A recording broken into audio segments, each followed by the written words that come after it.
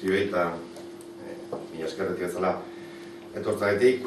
Esan da bezala, Kintxo Gomez eta Donostiako zerrenda osoa aurkezten dugu. Bereiziki garrantzitsua gainera, eta jakin dakizuenez azken 2 urtetan Donostiko udaletik kanpo egon izan baikara, bere garaian alternatibak hartutako erabakia dela medio. 2 urte, non alternatibak eta Aralarrek odonek dioen guztiari baietz esan diote. 2 urte beraz, ezkerreko oposiziorik gabe Donostiako udaletxean. Horregaitik, da hain garrantzitsua ezkerratua Donostiako udaletxean egotea, Odon Elorzak ezkerreko oposizioa zer den berriro antzeman dezan. Zeren, Donostiako eskuinetik ezer gutxi espero daiteke. Pepik orain esaten dugu, EAJ-rekin akordioa bilatu nahi duela, Odon lekutik entzeko. Eusko Alderdi Jeltzaleak ez dio ezer, bada espada ere akaso, etorkizunean Alderdi Sozialistaren boterea o Alderdi Sozialistaren babesea beharko baitu.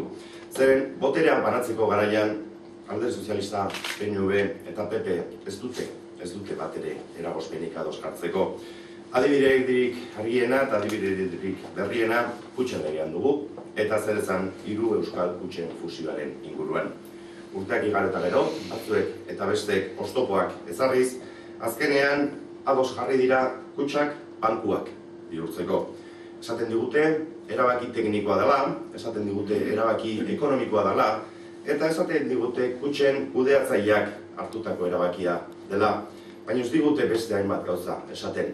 Ez digute esaten fusio hotz honek botere azpiegituraren handitzea ekarriko duela. Zeren eta kontseilu eta asanblada orokor berri bat egingo baita, hau da leku gehiago politikariak bertan egoteko. Eta ez digute esaten, ez da ere ez, fusio hotzak kutxen negozioa osoa batera eramango dela. Hau da, kutxen desagerpena epe ertainera.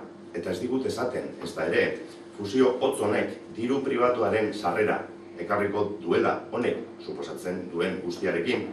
Hau da, etekinen banaketa, arrisku mugen aldaketak, maileguen gutxitzeak, eta dena helburu bakar batekin. Etekin ekonomikoa gehitu eta etekin soziala alde batera utzi. Beraz, naiz eta kutxen bulegoak bere horietan ikusiko ditugun, euskal kutxen zeregin bakarra obra soziala kudeatzea izango da. Obra sozial bat, gero eta gehiago ahultzen joango dana inbertitzaile pribatuek ez baitute bat ere interesik izango obra sozial hori indartzen. Eta zer esan, langileen arloan, zer esan, jakina da, edozein fusiok, lehenik eta behin zerbitzuen bateratzea dakarrela, eta beraz, lan kanporatzeak hori hasteko, eta ahaztu gabe zenbat erretiro eta aurre erretiro izango diren, hainbat bulegotan eta zenbat bulego ere isten bukatuko diren. Beraz, ezkerratuaren izenean fusio honi ez esaten dugu. Ezkerratuak ez du fusio honen alde egingo, ez dezatela gure bozkakin kontatu.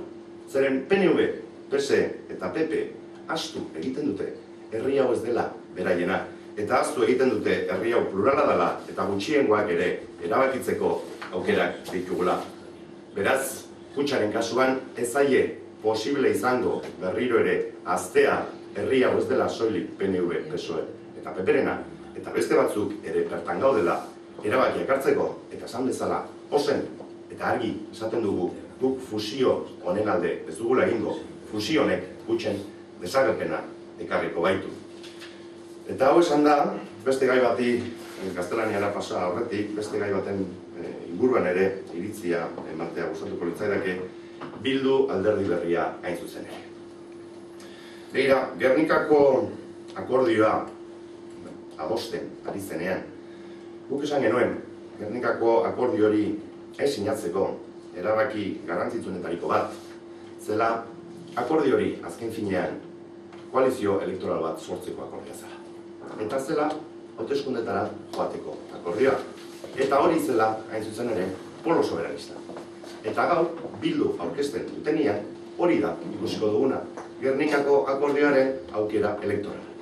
Beraz, posten gara, azkenian denborak arrazoia eman izana, naiz eta behin eta berriro bere sustatzaileek ezezkoa eman zuten, argi zegoen apostu elektorala zala, Eta baita ere, gonbitea egiten diogu Bildu alderdi edo koalizio berri honi bere ezkerreko proposamenak kalera ateratzeko.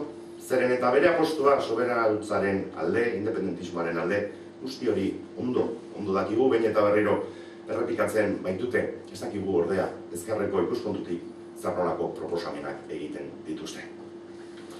Bien, como decía, hoy presentamos a Quincho Gómez como candidato a la alcaldía de Donosti y al resto de componentes de la lista tras más de 2 años ausentes en el Ayuntamiento de Donosti, fruto, que duda cabe, de la operación de Alternativa, de la operación de transfugismo de Alternativa.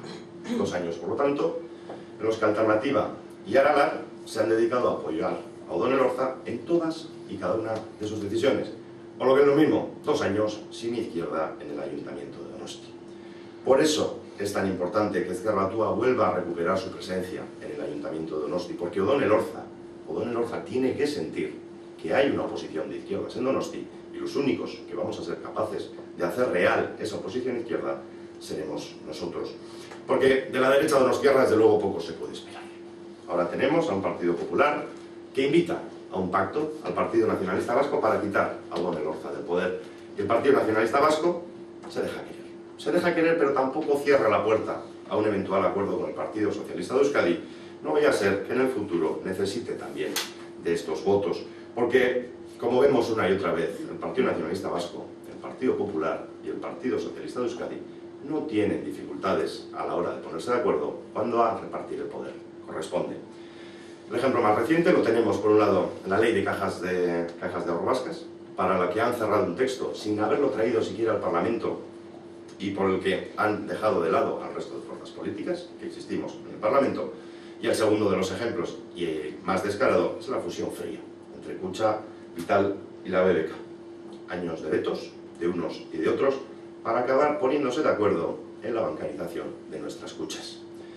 Nos dicen que es una decisión técnica, nos dicen que es una decisión económica, nos dicen que es una decisión que van a adoptar los gestores de las Kutxas y que por lo tanto la van a aceptar. Pero hay muchas cosas que no nos dicen.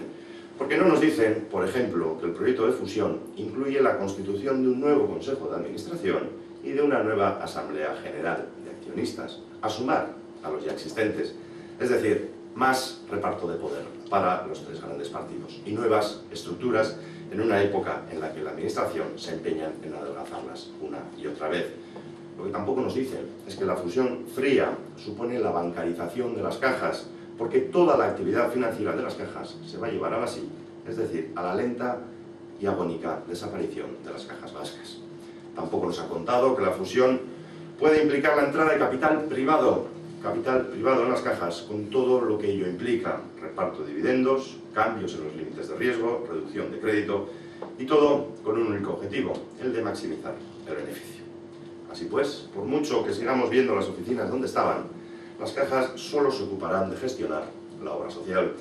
Una obra social, por otro lado, que irá debilitándose al tiempo que se fortalece la presencia de los inversores privados en el Consejo de Administración. Pero eso sí, seguirán teniendo las cajas, que nadie se preocupe, seguirán teniendo sus asambleas generales y sus consejos de administración. No vaya a ser que el adelgazamiento de esa obra social le chafe ese reparto del pastel. Y ello por no hablar de los efectos que tendrá también sobre las plantillas de las cajas. Porque para empezar, una fusión fría implica necesariamente la fusión, en este caso ya caliente, de los recursos generales de las 3 entidades, por lo que ello significa, es decir, despidos. Por no hablar de las prejubilaciones, los mismos que apuestan por retrasar la edad de jubilación, y lo veremos en el Congreso en las próximas semanas, PNV, PSOE y PP, apostarán por prejubilar con cargo a los fondos públicos a todo aquel que no se adapte al nuevo esquema de eficiencia y eficacia de la entidad resultante de la fusión. Ante este panorama, desde Ezker Batua les decimos no, que no cuenten con Ezker Batua para eso.